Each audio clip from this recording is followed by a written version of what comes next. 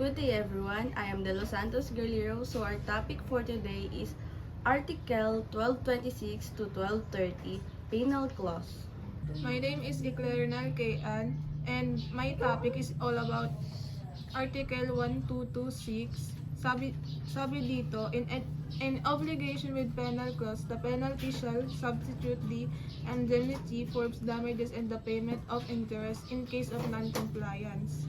If there is no stipulation to the contrary, nevertheless, damages shall be paid if the obligor refuses to pay the penalty or is guilty of fraud in the fulfillment of the obligation. The penalty may be enforced only when it is demandable and in accordance with the provision of this code.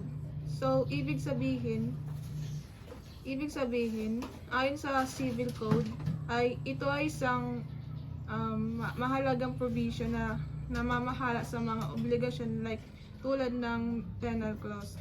Ito ay isang mechanism na naglalayong magbigay ng specific at protection sa mga partido, especially sa creditor, sa pamamagitan ng pagtatakda ng isang tiyak na halaga na babayaran in case of non-compliance of obligation.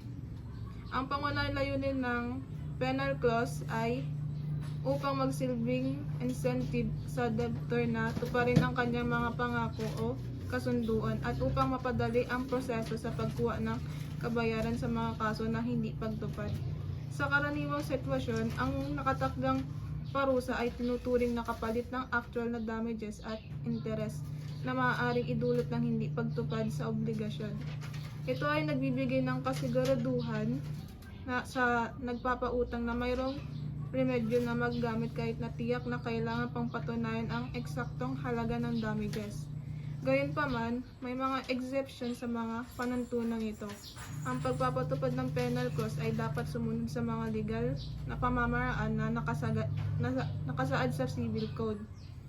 Ito ay nangangahulugan na ang mga partido ay dapat magkaroon ng malinaw na kasunduan tungkol sa mga details ng parusa, kabilang mga halaga nito at ang mga kondisyon kung kailan ito ipapatupad.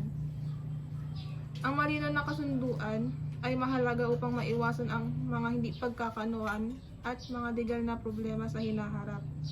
Ang pagkakaroon ng penal clause ay maaaring magdulot ng mas mabilis na resolution ng mga hindi pagkakasundo dahil mayroon ng nakatakdang halaga na babayaran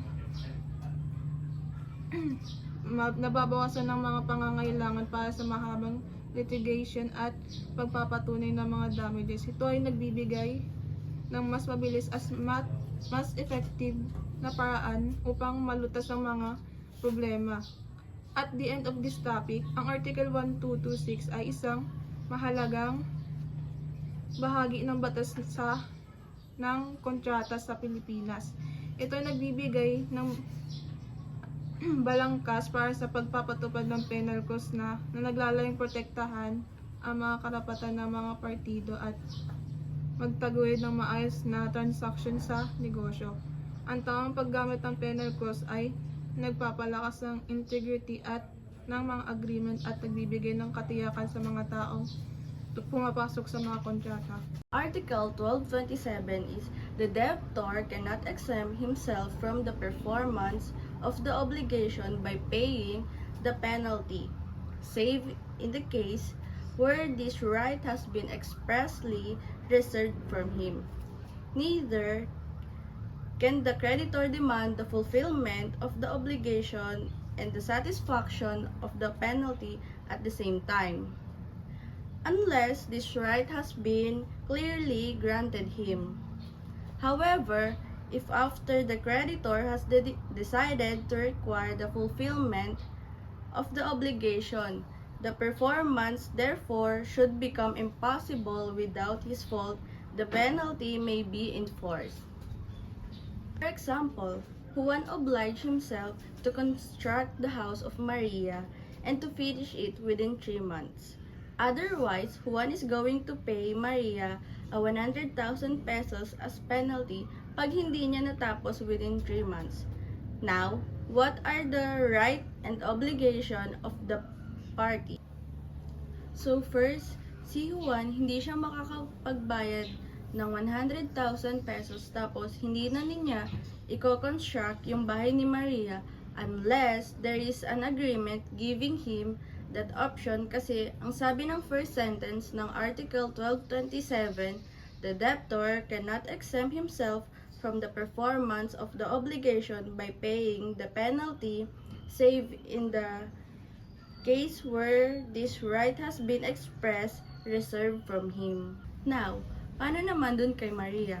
Si Maria na hindi siya makakapag-demand from Juan na i-construct yung bahay niya at the same time, manghihingi siya ng penalty na 100,000 pesos unless nga rito ay nasa agreement nila ni Juan dahil sabi sa Article 1227, neither can the creditor demand fulfillment of the obligation and the satisfaction of the penalty at the same time unless this right has been clearly granted him. What if Maria demand fulfillment but the performance became impossible due to Juan's fault without the fault of Maria? Maria can ask the payment of penalty. Ito naman ay consistent sa last sentence ng Article 1227. Ang sabi ay, however, if after the creditor has decided to require the fulfillment of the obligation, the performance therefore should become impossible without his fault, the penalty may be enforced.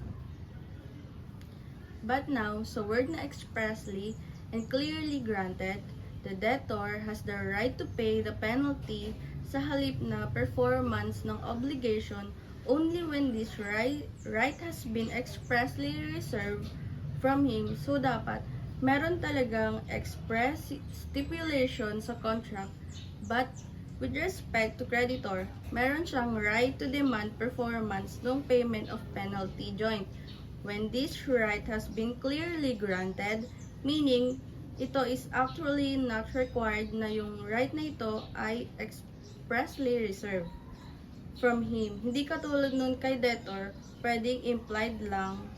Implied granted clearly did this evolve from the evidence or the nature of the obligation. Ang example dito is yung payment ng sum of money tapos yung penalty stipulation for default. May payment for default, so kahit na hindi nakalagay expressly na pwedeng makuha both si principal of plus yung penalty. So both principal obligation and penalty can be demanded by the creditor and with interest on the amount of penalty from the date of demand, either judicially or extrajudicially. So that's the Article 1227. I'm Dial Casiopea and now let's move on to Article 1228. Sabi rito, proof of actual damages suffered by the creditor is not necessary in order that the penalty may be demanded. So, in an obligation with a penal clause, ang kailangan lang talaga ni creditor na i-prove para makapag-claim siya ng penalty is nag-violate or may violation ng obligation si debtor. Hindi na niya kailangang i-prove or magbigay pa ng proof na actual damages kung magkano ba yung napala niya na dahil sa violation ni debtor ng kanyang obligation. Indeed, one of the reasons of fixing the penalty is to avoid such necessity and other difficulties involved in litigation para to go away or to get rid with that. So, kaya may penalty or penal clause. So, in order to claim the penalty, hindi mo na kailangan mag-prove na ikaw ay nagsuffer ng damages. Either meron man or wala, basta may violation ng obligation, the penalty is enforceable. Pwede ka na mag-demand doon. So, si creditor may enforce na the penalty whether he suffered damages or not, but he cannot recover more than the stipulated penalty even if he proves that the amount of his damages exceeds the penalty. Denito Kim, and this is the Article 1229 of the Civil Code of the Philippines. Allows judges to reduce penalties if they are reduce, unconscionable, or iniquitous. This can happen when the debtor has not fully performed their obligations or when the penalty is excessive. When can a judge reduce a penalty? Partial or irregular performance if the debtor has partially or irregularly performed their obligation, the judge can reduce the penalty. Unconscionable or iniquitous. Even if the debtor has not performed their obligation, the judge can reduce the penalty if it is excessive or disproportionate to the circumstances of the case. So dito, kahit hindi natupad na may utang ang kanyang obligation o hindi regular na tumupad sa kanyang obligation, maaring bawasan ng hukom ang kanyang parusa. And why does a judge reduce a penalty? The purpose of this article is to ensure the penalties are reasonable and in line with public policy. Penalties should rather not be used as punishment but as compensation for other consideration. Penalties must also comply with laws, morals, good customs, public order, and public policy. Kisa Jane. So, this is Article 1230. So, sabi dito, the nullity of the penal clause does not carry with it that of the principal obligation. The nullity of the principal obligation carries with it that of the penal clause.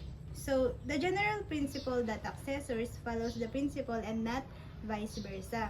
Meaning, if only the penal clause void, pero yung principal obligation is hindi naman, so that principal obligation remains valid and demandable, and the penal clause just be disregarded. So, for example, inobligan ni Dan yung kanyang sarili to construct a house for Rose within 3 months. In case na hindi ma-perform ni Dan yung kanyang obligation within a stipulated period, then we'll give Rose a pack of shabu. So, although illegal yung penal clause, pero yung principal obligation that contracts a house is valid. Then the obligation will still be valid and demandable because the nullity of the penal clause does not carry with it that of the principal obligation. So this is the effect of the nullity of principal obligation. If the principal obligation is void, the penal clause is likewise void because cannot stand alone without principal obligation. So for example, Dan inobliga niya yung sarili niya to give pack of shabu to Jen, and in case of non-compliance, 500,000 will be forfeited from Dan. Dito, yung subject matter ng obligation is forgive of pack of shabu, which void talaga. Pero yung penal clause is valid. So, dahil nga nullity of principal obligation carries with it that of the penal clause.